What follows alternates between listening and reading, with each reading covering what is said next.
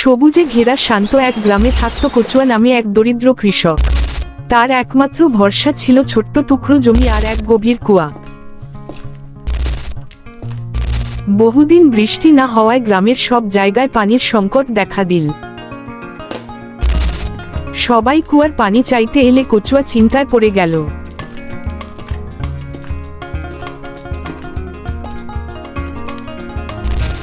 নিজের জমি বাঁচাবো নাকি সবাইকে পানি দেব, এ দ্বিধায় সে রাত কাটালো।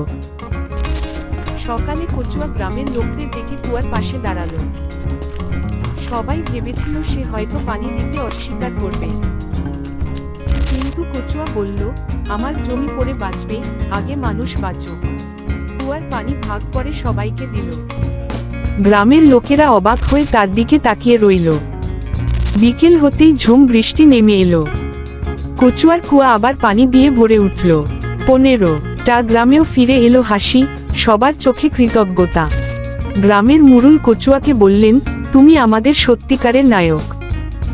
কচুয়া হেসে বলল, শেয়ার করলে কখনো কমে না, বরং বাড়ে। গ্রামের বাচ্চারাও বুঝল, স্বার্থ নয়, সাহায্যই বড়। আর সেদিন থেকেই গ্রামে একটি কথা ছড়িয়ে পড়ল, যে দেয় সেই পায়।